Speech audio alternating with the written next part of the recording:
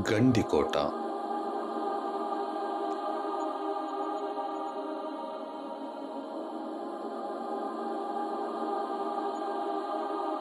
Stone, sky, silence.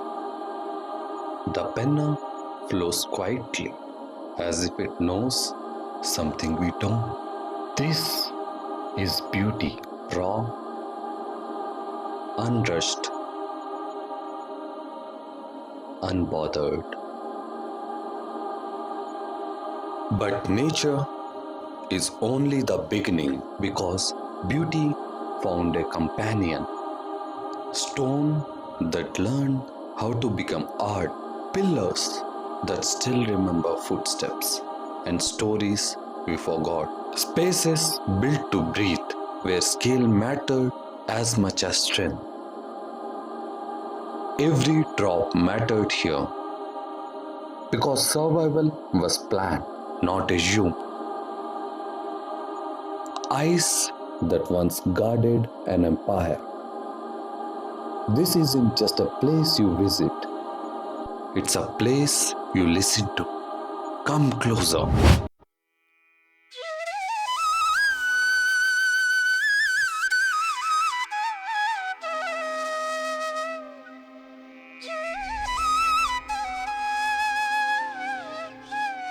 The Madhavraya temple, built during the Vijayanagara period. It reflects how closely architecture and daily life were connected. The Gopuram is built in two levels. The lower part uses sandstone, while the upper portion is made of bricks. This shows a clear understanding of structure and weight. The entire temple follows the Vijayanagara style of architecture. Functional, planned, and purposeful. The temple kitchen is a good example of this thinking. It has proper ventilation and natural lighting. Designed for regular use, not just ritual.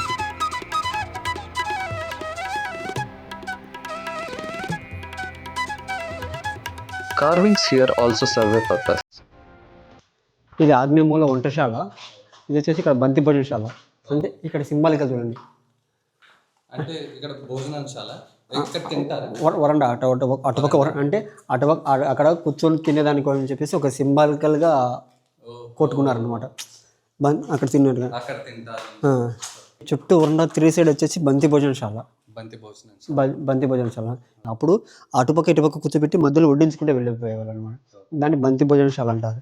A fish carving points towards the source of water. The bigger the fish, the closer the water. The smaller the fish, the farther it is. Before the Rangamandapam lies the Natya Mandapam. This space was meant for music and performance.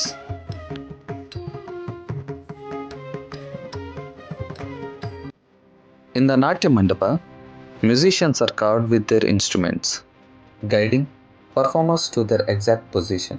On the ceiling, carvings appear to support the structure. They are symbolic, showing how architecture and art were combined. At the back is the Kalyana Mandapa.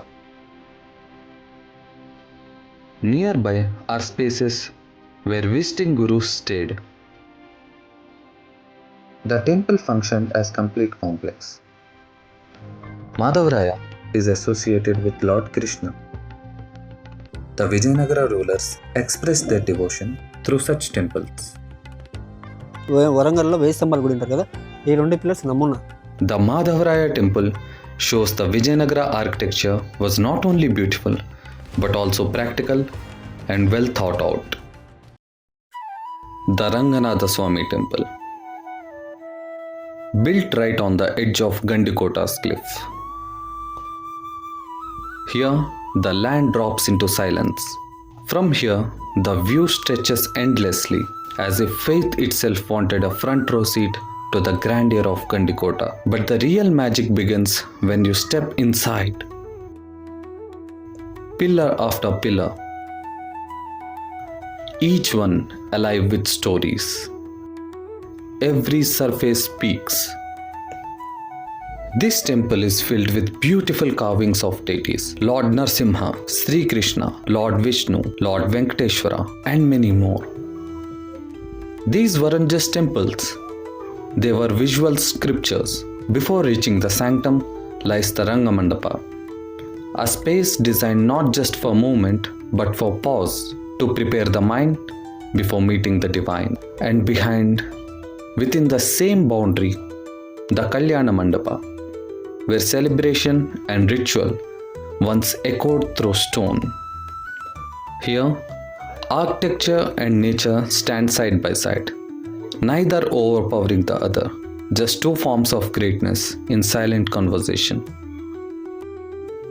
Within the Gandikota Fort stands the Jama Masjid, a structure that reflects a later phase of fort's history. The Jama Masjid follows a simple, robust architectural form. Thick stone walls, wide open spaces, and clean geometric lines define the structure.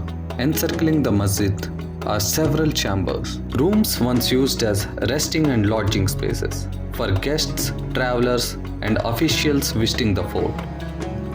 Together, these spaces show that this was not just a place of prayer, but a part of large administrative and social setup within Gandikota. Local historical traditions suggest that this site may have been a Shivalaya based on architectural references that still remain. ఇక్కడ శివాలయం ఉన్నప్పుడు ఇక్కడ ధ్వజస్తంభం ఉండేది. ధ్వజస్తంభం తీసేసి ఇక్కడ fountain లాగా ఏర్పాటు చేసుకున్నారు. అంటే ఉజుఖానా, కాలుమొంగ నమాజ్ కడుక్కోనికి ఉజుఖానా లాగా. The space that functions today as Vazukhana is believed to align with the traditional position of a Dvajastambam. Hindu టెంపుల్కు 4 ద్వారాలు ఉంటాయి. ఏ టెంపుల్కైనా వాళ్ళు 3 ద్వారాలు బంద్ చేసి మెయిన్ ద్వారం ఒకటే పట్టుకున్నారు. These references are part of regional interpretation, offering insight into how sacred spaces were adopted over time. In 1652, Mir Jumla defeated Pemmasani Chennathemma Nayudu by poisoning him through treachery, bringing Gandikota under the Golconda kingdom. With this transition, the fort underwent changes, including alterations to existing religious structures and damage to idols in nearby temples. Today, the Jama Masjid stands as a record of transition, not a contradiction, but a reminder that Gandikota's history was shaped by many hands.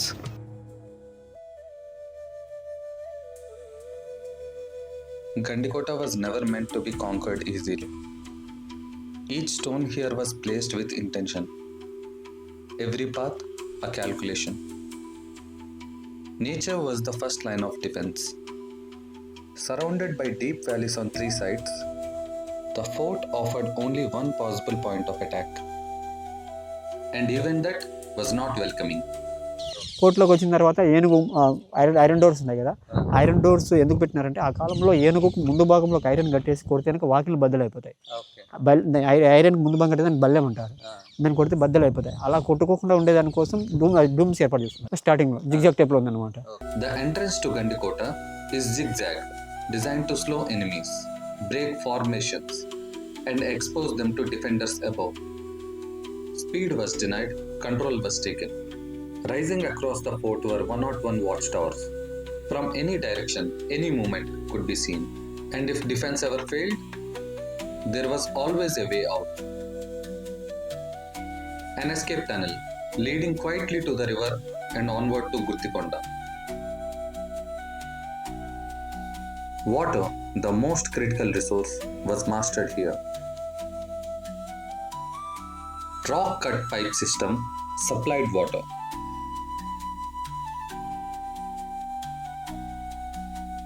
Numerous wells, konerus, and tanks harvested rainwater and stored it for years.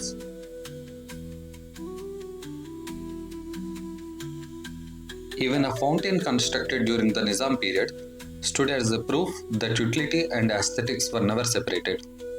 What makes Gandikota extraordinary is not just what was built, but how it was built.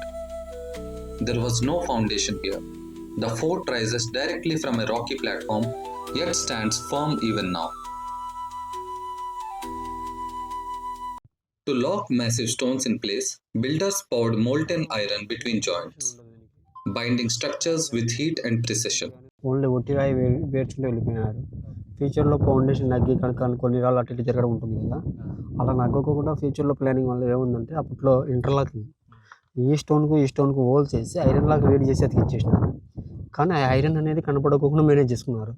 ఇక్కడ మనకు రాయి stone damage అయింది కాబట్టి కనపడుతుంది, అది కనపడకోకుండా manage చేసుకున్నారు. ఇదంతా రాజులు 15th century విజయనగర టైంలోదే అన్నమాట. ఇక్కడ నేను ఇందాక విగ్రహాలన్నీ చెడగొట్టేసినారని చెప్పినాను కదా, మూతులు మూకలు ఈ విధంగా మొత్తం అన్నీ డ్యామేజ్ అయిపోయినాయి. నవాబులు నిజాం టైంలో అంతా. Nearby stands granary. Its walls are 6 feet thick. In summer, heat stayed out. In winter, warmth stayed in. An ancient form of thermal insulation, ensuring grains survived every season. The coneros near temples were used for daily worship and purification, but history changed their purpose. After Gandikota came under Nizam rule, these waters were intentionally repurposed to wash swords after battles, for effectively preventing Hindus to use it for ritual worships. French historian Jean Deloche once observed that Indian forts were not merely walls, they were systems. Gandikota proves that truth. It relied on intelligence, patience, and an understanding of land, stone, and time.